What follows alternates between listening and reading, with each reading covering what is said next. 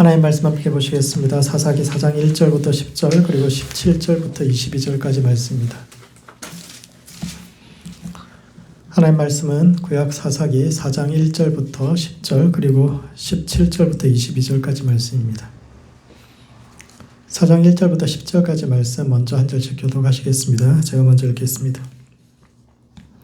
에훗이 죽으니 이스라엘 자손이 또 여호와의 목전에 악을 행하매 여호와께서 아솔에서 통치하는 가나안 왕 야빈의 손에 그들을 파셨으니 그의 군대 장관은 하롯셋 학고임에 거주하는 시스라요. 야빈 왕은 철병거 900대가 있어 20년 동안 이스라엘 자손을 심히 학대했으므로 이스라엘 자손이 여호와께 부르짖더라. 그때 라피도세 안에 여선지자 드보라가 이스라엘의 사사가 되었는데 그는 에브라임 산지 라마와 베델 사이 드보라의 종려나무 아래에 거주하였고 이스라엘 자손은 그에게 나와 재판을 받더라. 드보라가 사람을 보내어 아비노함의 아들 바락을 납달리 게데스에서 불러다가 그에게 이르되 이스라엘의 하나님 여호와께서 이같이 명령하지 아니하셨느냐. 너는 납달리 자손과 스불론 자손 10,000명을 거느리고 다볼산으로 가라. 내가 야빈의 군대 장관 시스라와 그의 병거들과 그의 무리를 기손강으로 이끌어 내게 이르게 하고 그를 내 손에 넘겨주리라 하셨느니라. 바락이 그에게 이르되 만일 당신이 나와 함께 가면 내가 가려니와 만일 당신이 나와 함께 하지 아니하면 나도 가지 아니하겠노라 하니 이르되 내가 반드시 너와 함께 가리라. 그러나 내가 이번에 가는 길에서는 영광을 얻지 못하리니 이는 여호와께서 시스라를 여인의 손에 파실 것임이니라 하고 드보라가 일어나 바락과 함께 게데스로 가니라. 바락이 스불론과 납달리를 게데스로 부르니 10,000명이 그를 따라 올라가고 드보라도 그와 함께 올라가니라. 17절부터 22절 말씀 한 절씩 교독하겠습니다. 제가 먼저 읽겠습니다. 시스라가 걸어서 도망하여 겐 사람 헤벨의 아내 야엘의 장막에 이르렀으니 이는 하솔 왕 야빈과 겐 사람 헤벨의 집 사이에는 화평이 있음이라. 야엘이 나가 시스라를 영접하며 그에게 말하되 나의 주여 들어옵소서. 내게로 들어오시고 두려워하지 마소서 하매 그가 그 장막에 들어가니 야엘이 불로 그를 덮으니라. 시스라가 그에게 말하되 청하노니 내게 물을 조금 마시게 하라. 내가 목이 마르다 하매 우유 부대를 열어 그에게 마시게 하고 그를 덮으니 그가 또 이르되 장막문에 섰다가 만일 사람이 와서 내게 묻기를 여기 어떤 사람이 있느냐 하거든 너는 없다 라고 그가 깊이 잠드니 헤벨 안에 야엘이 장막 말뚝을 가지고 손에 방망이를 들고 그에게로 가만히 가서 말뚝을 그의 관자놀이에 박음에 말뚝이 꿰뚫고 땅에 박히니 그가 기절하여 죽으니라. 바락이 시스라를 추격할 때 야엘이 나가서 그를 맞아 그에게 이르되 오라 내가 찾는 그 사람을 내가 내게 보이리라 하매 바락이 그에게 들어가 보니 시스라가 엎드러져 죽었고 말뚝이 그의 관자놀이에 박혔더라. 아멘. 거기까지 읽겠습니다. 사사기 4장에는 네 번째 사사이자 유일한 사사인 드보라의 이야기가 그리고 5장에는 그녀가 승리한 후 남긴 노래가 기록되어 있는데 4장의 이야기보다 5장의 노래가 훨씬 많은 정보를 담고 있습니다. 그래서 오늘은 그 노래를 중심으로 읽지는 않았지만 5장의 노래를 중심으로 드보라의 이야기가 오늘을 살아가는 우리의 삶과 신앙의 던지는 의미가 무엇인지에 대해 함께 생각해보는 시간을 갖도록 하겠습니다. 첫 번째, 시대를 밝히는 횃불이 되어야 합니다. 에훗이 죽은 후 가나안 왕 야빈이 20년 동안 이스라엘을 심히 학대했고 이에 드보라가 바락에게 납달리 자손과 스불론 자손 10,000명과 함께 출전하라고 명했는데 이는 첫 번째, 고통의 시대에 저항의 횃불을 높이 든 사람이 바로 드보라입니다. 드보라는 이스라엘 백성들이 굉장히 학대당하던 시대를 살았습니다. 학대당한다는 말이 이제 몽둥이로 머리를 툭툭 치는 거거든요. 막 쪼개지도록 막 굉장히 이제 강력한 단어인데 이전까지 이스라엘 백성들이 이스라엘 주변 민족들에게 고통받다 이런 이야기는 있어도 학대당한다는 이야기가 처음 나옵니다. 그래서 굉장히 힘들었던 시대를 살아갔던 사람이 드보라죠. 그녀가 맞서 싸웠던 가나안 왕 야빈에게는 철병거 900성과 군대 장관 시스라가 있었는데 이는 그들이 상비군을 가진 국가였다라는 것을 보여주고 있습니다. 이전에 이스라엘 나라와 이제 주변 나라들이 그 전까지는 어떤 상태인가 하면은 그 상비군이 늘 그 밥만 먹고 사람 죽이는 연습만 하는 군대가 없어요. 없고 그냥 뭐 동네에서 이웃 마을이 쳐들어오면 다 함께 모여가지고 함께 맞서 싸우는 이 정도 하다가 그럼 추수하고 나서 도저히 먹을 것이 없으면 다 같이 이제 주변 마을들을 약탈하러 가는 뭐 그런 정도에 그쳤는데 가나안 왕 야빈에게는 평소에 밥만 먹고 그냥 전쟁만 연습하는 상비군이 있었고 그들을 이끄는 군대 장관이 따로 존재한다라는 것은 그전까지는 그냥 막 싸움 잘하는 사람이 대장 돼가지고 막 이렇게 하는데 군대 장관이 따로 있다라는 것은 상비군과 그들을 이끄는 장교 집단이 따로 존재하며 특히 기병과 전차 부대는 돈 먹는 하마라고 불릴 만큼 엄청나게 돈이 많이 드는 부대인데 그런 부대를 900명이나 거느리고 있다라는 것은 이것은 그 많은 숫자의 900명 정도 전차 부대를 데리고 있으려면은 일반 보병으로 한 10,000명 정도 월급이 나가게 되는데 그 10,000명 정도를 그 일 안 하고 그냥 월급을 줄 수 있을 정도 그 정도의 경제력을 가지고 있었던 사람이 가나안 왕 야빈입니다. 드보라의 노래에 따르면 그때 대로가 비었고 행인들이 오솔길로 다녔다라고 이야기하는데 이것은 전통적인 상업망이 완전히 그 시대에 붕괴되었다 이런 뜻입니다. 고대 근동에서 가나안이라는 말은 가나안이란 사람 이름이기도 하지만 땅 이름이기도 하지만은 상업을 뜻하는 보통 명사이기도 합니다. 가나안 땅은 원래 그 땅이 척박하기 때문에 자족할 수가 없어서 주변 여러 지역과 서로 이제 교역을 해서 필요한 것을 서로 주고받아야 살 수 있는 그런 땅. 그래서 그 땅은 상업의 땅이다 이렇게 사람들이 생각을 하고 있었는데 가나안 왕 야빈은 큰 길을 막고 물자 이동을 금지해가지고 이스라엘 백성들이 그냥 제대로 뭐 먹고 살 수가 없게 하는 겁니다. 필요한 물자를 구할 수 없게 했는데 그 이유는 그들의 힘을 제한하고 발전을 가로막아서 그들을 진멸하거나 혹은 영원 자신들의 종으로 삼기 위해서 아주 조직적으로 큰 길을 가로막고 거기다가 뭐 세금을 물리든지 아니면 그걸 뭐 다 훔쳐버리든지 그렇게 해서 사람들이 뭐 겨우겨우 먹고 살 수 있을 만큼 이렇게 그러니까 이제 큰 길이 막히니까 오솔길을 따라서 사람들이 뭐 등짐지고 보침지고 그렇게 했던 그런 시대고 그래서 드보라가 지금이 우리가 일어나야 할 때라고 사람들에게 외치기 시작합니다. 5장에서 드보라는 전쟁이 성문에 이르렀으나 이스라엘 4만 명 중에 방패와 창이 보이는가 이렇게 이야기하는데 이것은 전쟁은 이미 피할 수 없는 상황이고 이대로 살다가는 우리 전부 다 말라 죽을 수밖에 없다라고 이야기하는 것이지만 사람들은 이를 받아들이지 않습니다. 이스라엘 4만 명 중에 라는 말 속에는 그때 이미 4만 명이 모이는 큰 대회가 있었다라는 것을 뜻합니다. 그냥 사장의 이야기만 보면은 그냥 드보라가 바락한테 가서 뭐 납달리와 스불론 사람이 10,000명 데리고 그냥 가라라고 이야기했지만 5장에 따르면 그렇지 않아요. 이 전쟁이 있기 전에 이미 드보라가 이스라엘 10개 지파의 사람을 보냅니다. 우리가 함께 싸워야 합니다. 일어나야 합니다. 다 함께 모이십시오. 그렇게 10개 지파의 사람을 보냈는데 6지파만 오고 4지파는 오지 않습니다. 그리고 6지파에서도 4만 명이 모였는데 그 사람들은 창 들고 방패 들고 온 사람들이 없어요. 그것은 그 모인 4만 명도 싸울 의지나 싸울 준비가 하나도 되어 있지 않은 사람들이라는 겁니다. 스불론하고 납달리만 갔다는 이야기는 뭐냐면은 그 당시에 고통받던 민족이 그 지파가 이 두 지파라는 거예요. 가나안 왕 야빈이 주로 이제 괴롭히던 지파가 이 두 지파니까 이 사람들은 지금 이것이 당장의 현실이니까 싸울 수밖에 없는 그런 현실인데 다른 뭐 8지파는 4지파는 아예 오지도 않고 나머지 4지파는 그래도 뭐 건너편 마을 살 이야기지 싸우려고 하지 않습니다. 드보라는 승리한 후 부른 노래에서 물 깃는 곳에서 여호와 일을 전파하라 이렇게 노래하는데 물 깃는 곳이 어떤 것입니까? 우물가잖아요. 우물가 어떤 데입니까? 여자들이 모여가지고 빨래도 하고 수다도 떨고 그러는 곳인데 그곳에서 여호와 이름을 노래하라 이 이야기는 뭐냐면은 그 전쟁에서 승리하기 전까지는 여자들이 마을 우물에 물 길러 가는 것도 무서워서 가기 힘들었던 시대라는 겁니다. 자유롭게 사람들이 만나서 거기서 막 이야기하고 수다를 떨고 그럴 수도 없었던 시대. 그런 시대인데 무슨 지금이 평화로운 시대라고 싸움이 멀었다고 아직까지 전쟁이 없으니까 오늘 평화롭다고 그래도 겨우겨우 살고는 있으니까 누군가가 언젠가 자신들의 문제를 해결해 줄 어떤 하나님이 또 다른 구원자 세워주죠. 그때까지 기다리면 되지 뭐. 움직이지 않는 그 시대의 무력한 남자들에 대한 비판이요. 그래서 그녀는 스스로 일어나 그 시대의 횃불이 됩니다. 드보라를 지칭하는 명칭이 라피도세 아내인데 제 생각할 때 이거 좋은 번역이 아닌 것 같아요. 라피도시라는 게 라피도세 아내라고 하니까 라피도시라는 사람이 남편 이름이다 이렇게 생각하는데 라피도시 횃불이라는 뜻이거든요. 그 에세트는 아내라는 뜻도 있지만 여자라는 뜻도 있어요.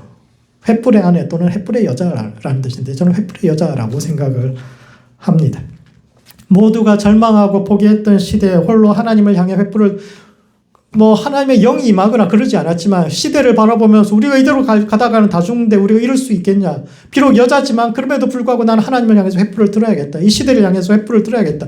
이렇게만 살 수는 없다라고 이야기해서 일어났던 사람이 드보라요. 이와 같이 우리도 일어나서 스스로 횃불을 드는 사람이 돼요. 사사가 어떤 사람인가를 가장 잘 보여주는 사람이 드보라죠. 사람들이 전부 다 문제가 있음에도 불구하고 마치 문제가 없는 것처럼 혹은 또 다른 누군가가 구원자가 나타나서 자기의 삶을 구원해 주기를 기다리지 않고 지금이 일어나야 할 때다라고 스스로 일어난 사람, 그런 사람이 시대의 횃불이 되고 그 시대의 사사가 된다라는 것을 이야기하는데 이와 같이 우리도 문제를 직면할 줄 알아야 합니다. 살다 보면 삶에는 문제가 있는데 많은 사람들이 그 문제를 직면하지 않습니다. 그냥 눈 감고 있으면 이 문제가 없는 것인 것처럼 그리고 견딜 수 있는 것처럼 그리고 언젠가 누군가 와서 자기를 구원해 줄 것처럼 그렇게 이야기하는데 드보라는 그럴 수 없고 우리가 일어나서 스스로 그 문제를 직면하고 스스로 횃불이 되어서 그 문제가 싸우는 사람만이 자신의 삶을 구원할 수 있다라는 것을 보여주는 사람입니다. 두 번째, 혼자서는 할 수 없는 일도 함께라면 할 수 있습니다. 드보라 이야기의 가장 큰 특징은 주인공이 3명이라는 점입니다. 이전까지 하나님께서 이스라엘을 구원하시는 패턴은 늘 한 사람을 통해서 그 문제를 해결하시는 것이었습니다. 그런데 드보라 이야기는 다르죠.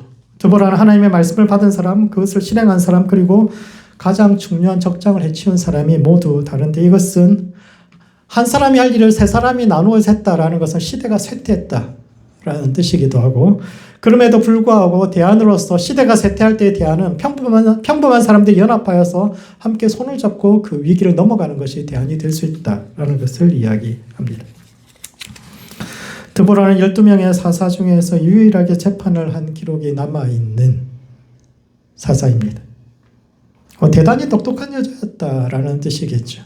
가부장적인 사회에 남자가 최고인 줄 알던 그 시대에 남자들이 전부 다 모여가지고 그 여자한테 가서 재판을 받는다라는 것은 굉장히 똑똑하고 사람들이 인정할 수밖에 없는 굉장히 지혜 있는 여인이었다라는 것을 보여주지만 그녀의 지혜는 누구나 인정하지만 그럼에도 불구하고 여자이기 때문에 직접 군대를 이끌 수 없고 그래서 진짜 위험한 순간에는 우리를 구원해 줄 수 없다라고 사람들이 생각했던 사람이고 또 바락은 군 지휘관이지만 전쟁에 대한 확신이 없는 사람입니다. 드보라가 가면 이길 수 있다 이렇게 이야기하는데 아무래도 믿어지지 않는 거예요. 아마 저 같아도 안 믿어졌을 거예요. 나중에 이제 이 전투에 대해서도 함께 이야기하겠지만 절대 이길 수 없는 전략을 아무리 드보라지만 저렇게 해가지고 저대로 따라가지고 우리 이길 수 있다. 도저히 이길 수 있다 생각이 안 드니까 당신 안 가면 나도 안 갑니다. 이렇게 이야기하면 굉장히 겁쟁이 지휘관이고 세 번째 야엘은 이방 여인이요 거짓말로 시스라를 속이고 죽였는데 이들은 모두 각각 문제를 가진 사람들이요 홀로 시대를 떠받치거나 또 흐름을 바꿀 수는 없는 사람들이었지만 그 셋이 모여서 함께 연합했을 때 그들 역시 역사를 바꾸고 시대를 바꾸었는데 이와 같이 우리도 연합해야 합니다. 사사시대는 분열의 시대입니다. 12지파 사이에서 형제의식이 사라지고 자기와 상관이 없다면 옆지파에서 어떤 일이 일어나도 별로 상관하지 않던 시대, 눈을 감고 살았던 시대요. 그러한 시대를, 분열의 시대를 구원하는 것이 결국은 작은 사람들의 연합이다라는 것을 이야기가 하고 있는데 재미있는 것은 바락이 산이 아닌 평지에서 시스라와 맞서 싸웠다라는 점입니다. 드보라가 바락과 함께 가서 처음 진을 쳤던 곳은 이제 다볼 산입니다. 산에 진을 쳤죠. 근데 전투는 기손 강가에서 벌어졌다라고 이렇게 이제 기록되어 있는데 왜 산에서 안 싸우고 강가에서 싸웠을까요? 고대 근동의 강은 우기에는 넘쳐 흐르지만 건기에는 말라 있어가지고 그 강 주변이 굉장히 넓은 평지가 되거든요. 그리고 그 평지에서는 기병이 포함된 군대가 지극히 유리한 현장인데 왜 바락은 그곳에서 싸웠을까요? 원래 이스라엘 백성들은 산에서 싸웁니다. 원래 그 사람들은 평지에서 잘 싸우지 않아요. 고대에는 말을 키우고 훈련시키는데 굉장히 돈이 많이 들었기 때문에 어마어마한 돈이 듭니다.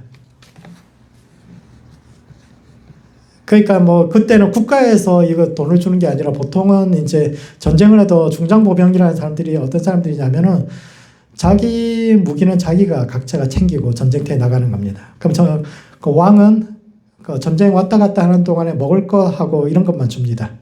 그리고 나면 이제 전쟁에서 이기고 나면 그 전리품으로 전부 다 그걸 하게 되는데,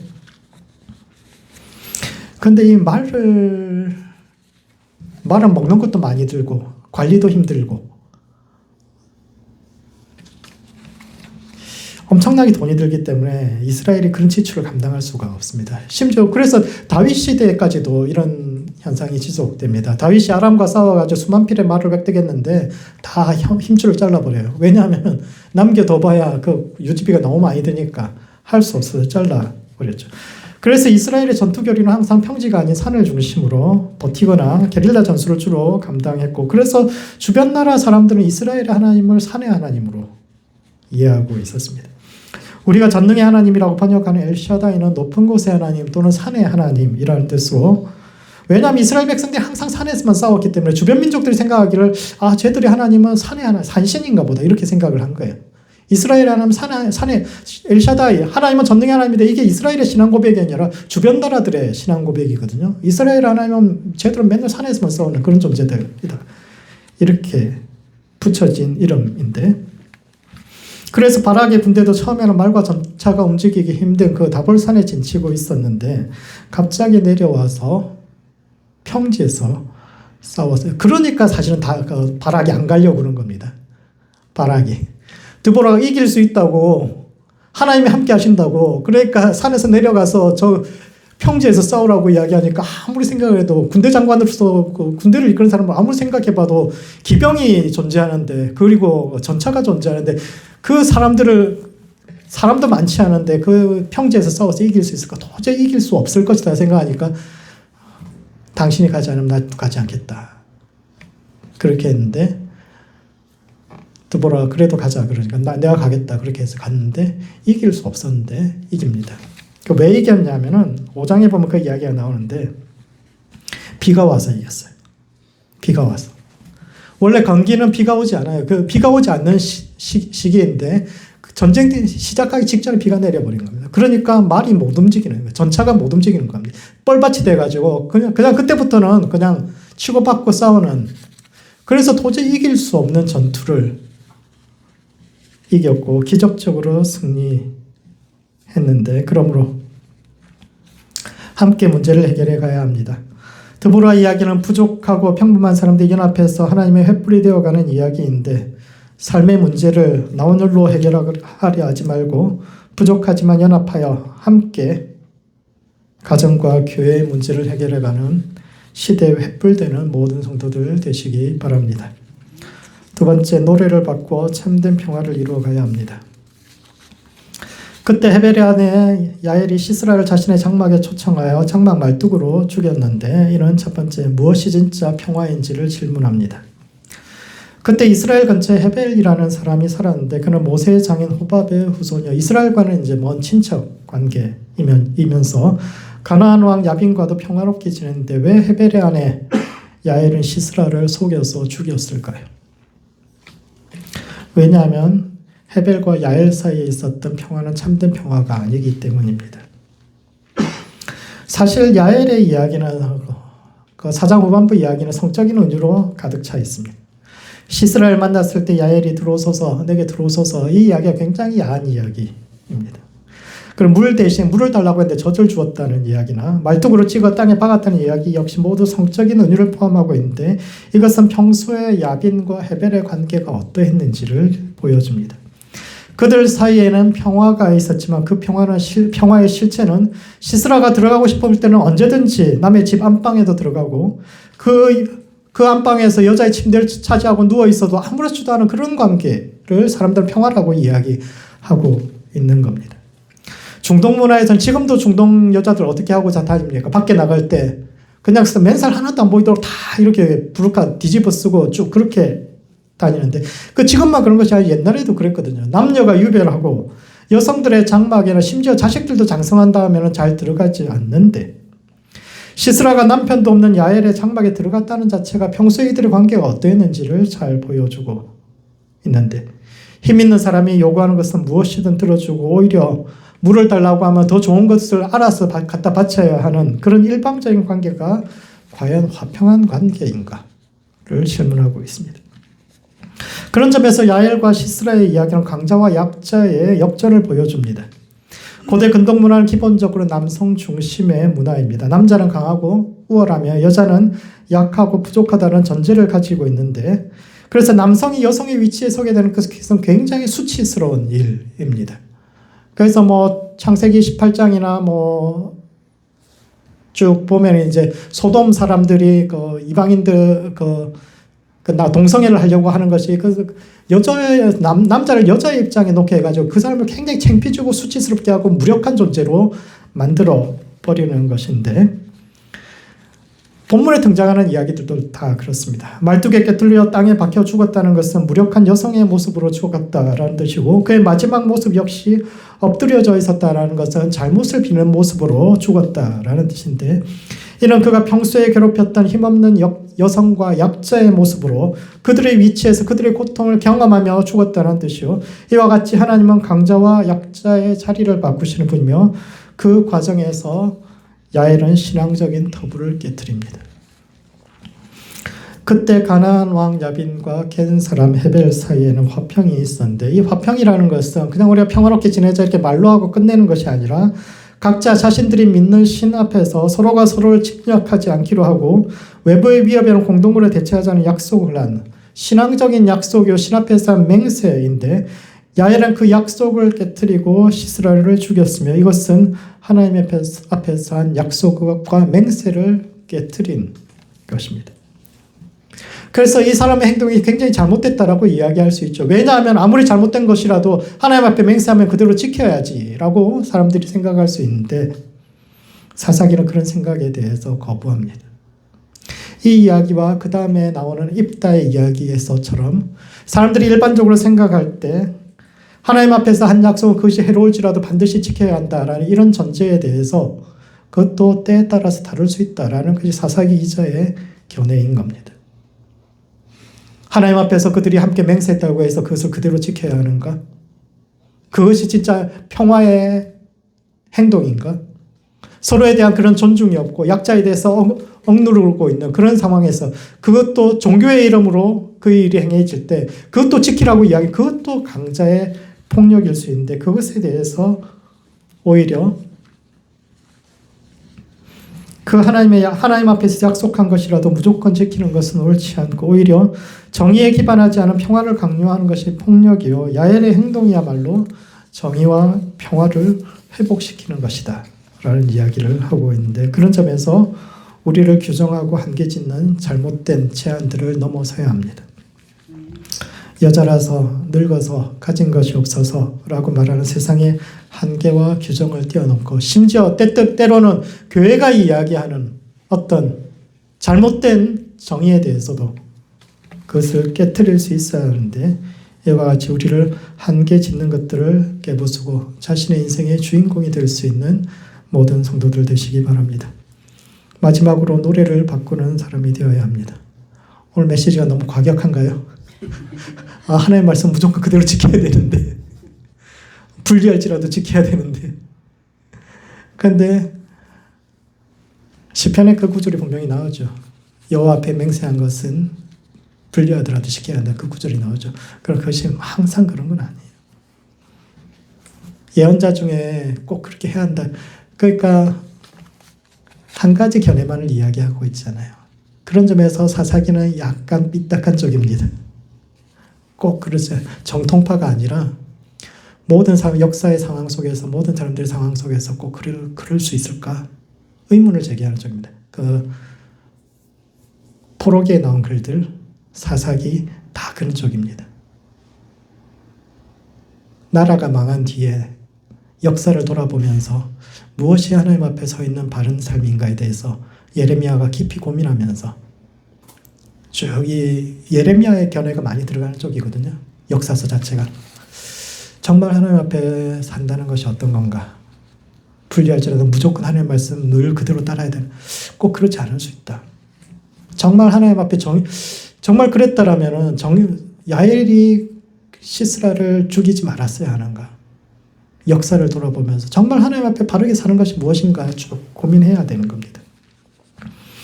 그래서 고민 없이 살 수 없어요. 고민 없이 살 수 없어요.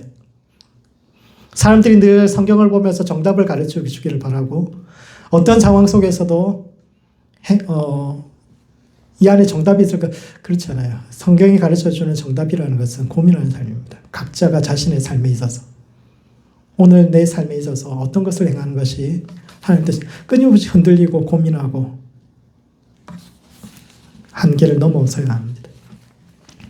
마지막으로 노래를 바꾸는 사람이 되어야 합니다. 사사기 5장에는 드보라의 노래가 나오는데, 전반부에는 처음 드보라가 일어날 당시에 아무랬던 시대상을 이야기하고 있고, 후반부에는 그럼에도 불구하고 그녀가 일어났을 때 하나님께서 어떠한 일을 행하셨는지를 기록하고 있는데, 먼저 스스로를 깨워야 합니다. 드보라의 노래의 결정적 분기점은 12절인데 깰지어다 깰지어다 드보라여 깰지어다 깰지어다 너는 노래할지어다 일어날지어다 라고 이야기, 4번이나 깰지어다 라고 스스로를 향해서 외치는데 왜 그렇게 자기 영혼을 향해서 외칠까요? 왜냐하면 자기도 잠들고 싶기 때문인 거죠. 누군가가 이 문제를 해결해 주겠지. 하나님 꼭 나 아니라도 쓰시겠지. 나 같은 사람이 뭐라고 하나님께서 쓰시겠어. 내가 뭐라고, 다른 사람들 다 잠잠히 있는데 내가 일어나서 그런 이야기를 하겠어.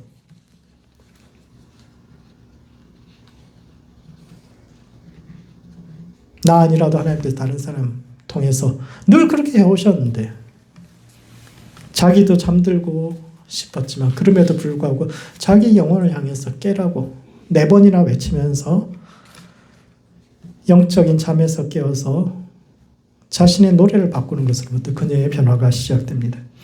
드보라는 야빈을 물리치고 승리한 후에 자신의 노래를 바꾼 것이 아니라 먼저 자신의 노래를 바꾸어서 승리합니다. 모든 사람이 세상은 원래 그런 것이라고, 힘없는 우리는 참고 포기하고 살아야 한다 라고 말할 때, 그녀는 선하신 하나님께서 만드신 세상이 그럴 리가 없다고, 그렇게 포기하고 살아가는 것은 영적인 잠에 빠져 있는 것이요, 하루라도 빨리 그 잠에서 깨어 참된 세상을 보고 노래를 바꾸는 삶을 살기로 결정했는데, 그녀가 노래를 바꾸는 방법이 바로 옛일을 기억하는 것이었습니다. 드보라는 여호와께서 세일에서 일어나시고 에돔에서 오신다라고 노래했는데, 이것은 출애굽 사건을 뜻합니다. 세일은 이스라엘 백성들이 40년 동안 지나온 광야의 마지막 지점이요, 하나님께서 그곳에서 일어나신다라는 것은 마침내 역사가 목표에 가까웠다. 우리가 그토록 바라왔던 구원의 시간이, 역사의 새벽이 가까이 왔다는 뜻이요, 하늘이 물을 내리고 구름도 물을 내린다는 것은 노아의 시대에 죄악된 세상을 물로 씻으셨듯이 이 시대에도 하나님께서 이스라엘 백성을 괴롭히던 가난한 백성들을 쓸어버리실 시간이 멀지 않았다라는 것을 믿는 것인데, 이와 같이 세상의 변화는 꿈과 현실의 역전으로부터 시작됩니다. 흔히 사람들은 눈에 보이는 이 현실이 계속될 것이라고 생각을 합니다. 그리고 꿈꾸는 사람들을 향해서 깨라고 이야기를 하죠. 인생은 실전이고 현실에 기반한 객관적이고 합리적인 삶을 살아야지, 그렇게 이상만 바라보고 살 수 없다라고 이야기하지만, 드보라는 오히려 우리가 살아가는 이 현실이야말로 우리가 깨어야 할 지독한 악몽이요,